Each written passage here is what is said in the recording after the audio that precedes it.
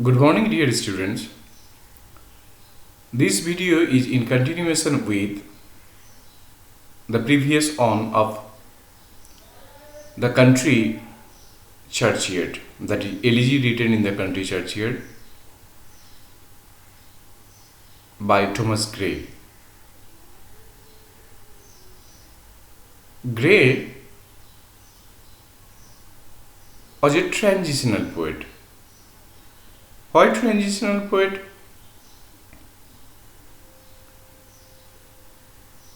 Because he wrote the poems in a period which was in a transition mode. With the publication of lyrical ballad in the year 1798, Romantic age started, and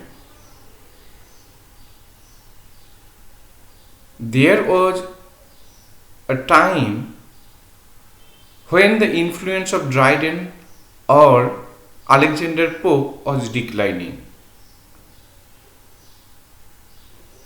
In between two age, that is classical age and romantic age, there was a group of poets who wrote poems, especially Cooper, Gray, Collins, James Thomson's. They are called transitional poets.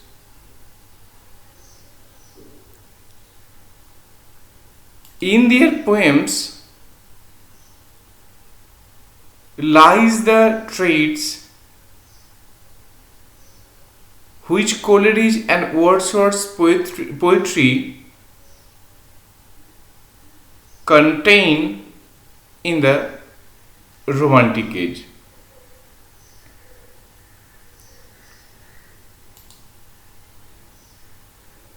The elegy written in the country churchyard depicts the melancholic mood of the poet. The poet presents the twilight scene to depict the two different things having the implication of same thing. Twilight on the one hand represents the end of the day. At the same time, the twilight indicates the end of the life of an individual. The poem depicts very minutely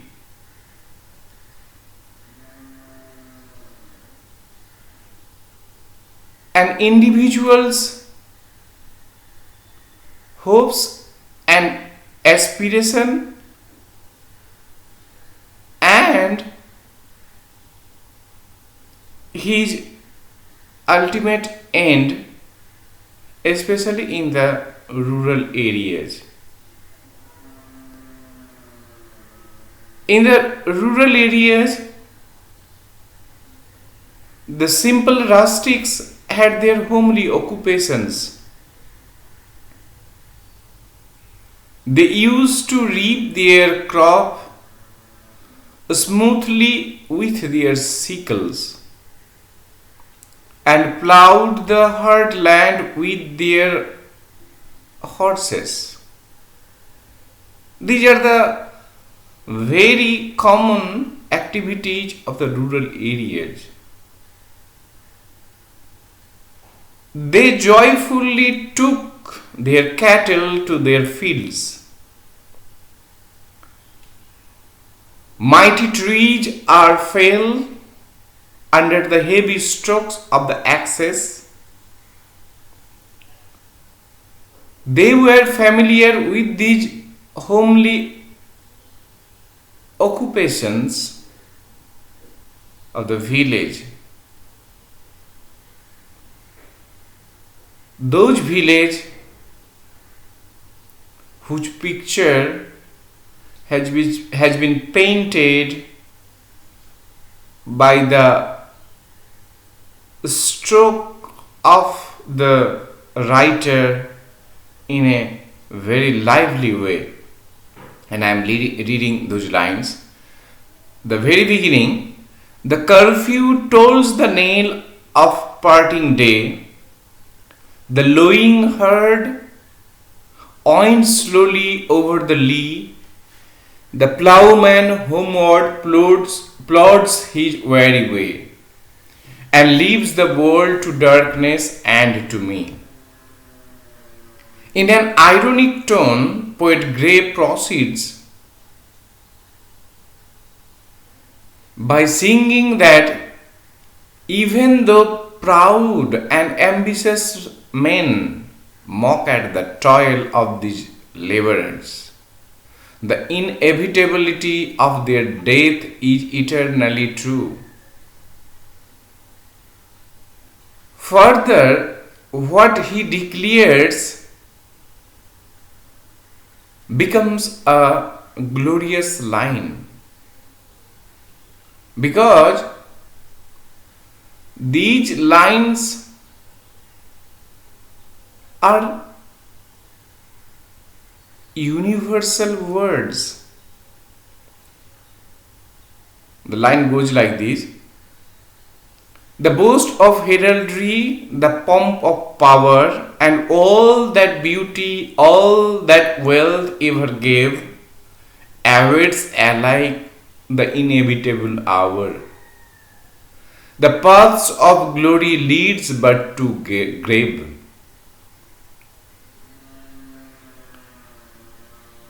Gray tried to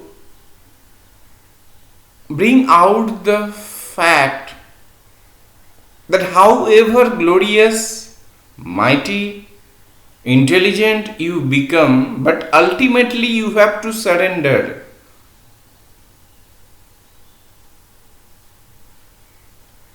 Before the time. Ultimately, you have to taste the taste of death.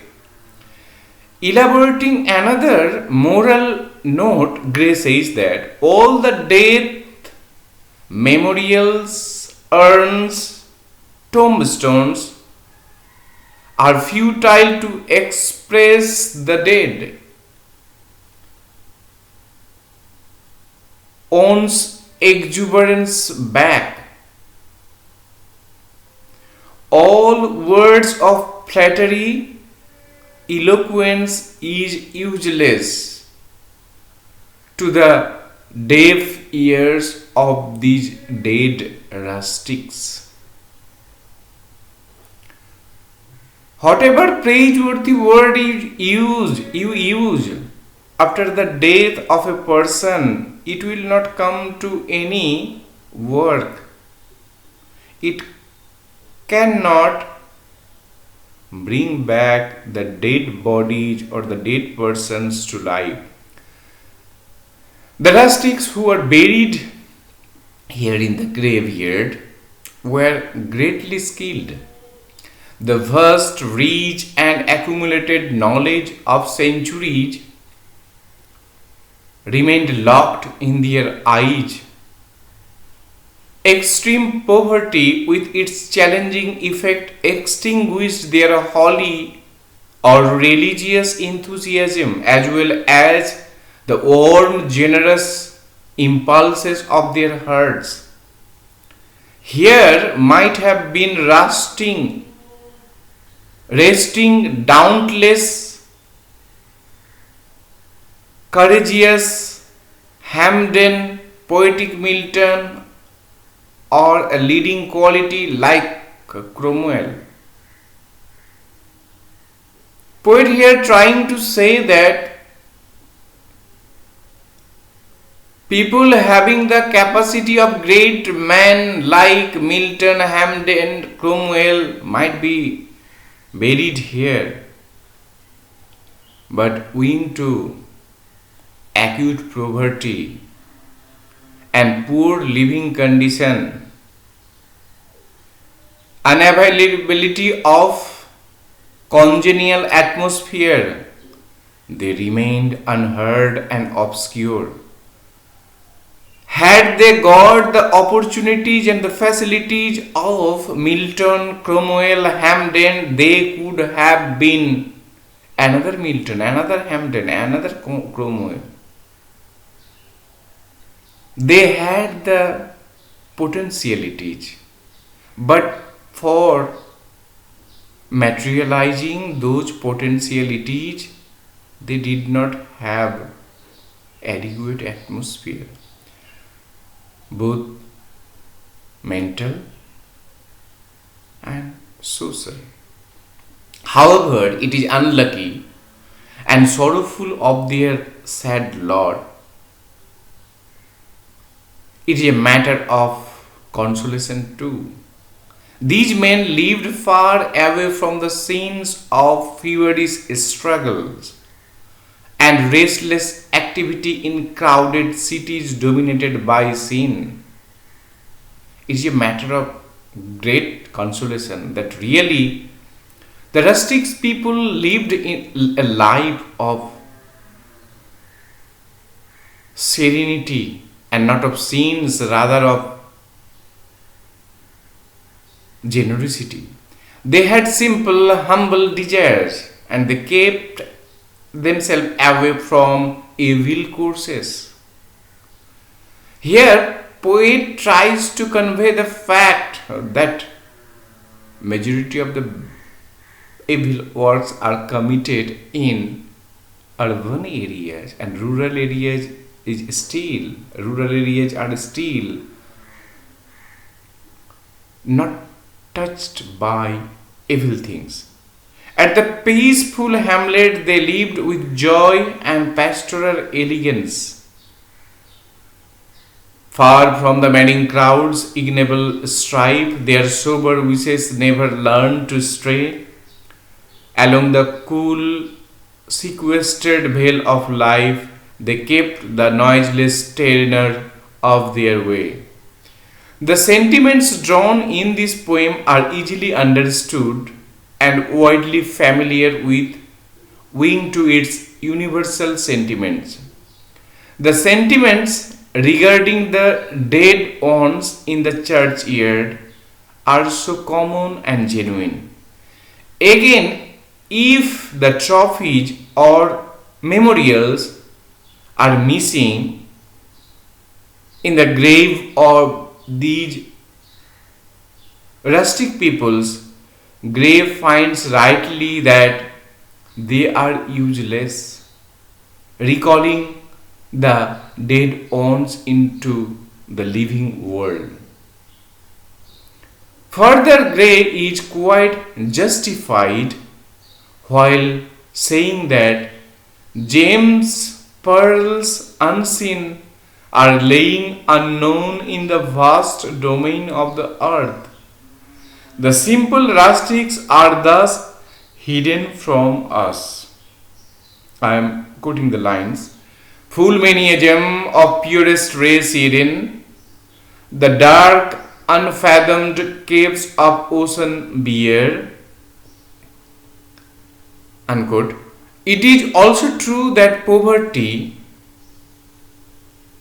man, and this universe are often adversely proportionate so to corrupt the natural gifts, and it is a universal truth. Because people in the rustic area or the rural areas are, according to poet, generally poor, and their aspirations are not as high as the people of crowded urban cities.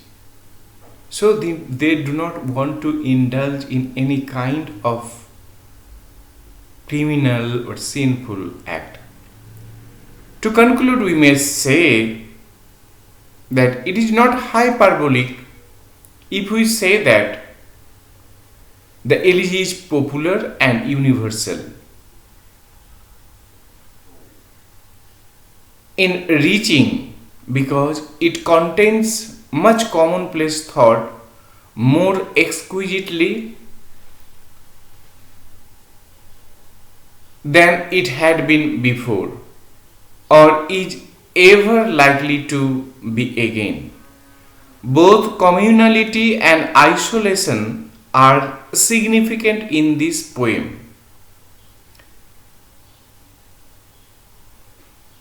There is the village society, the larger human community, and these are important, but at the same time, we are alone in our narrow selves.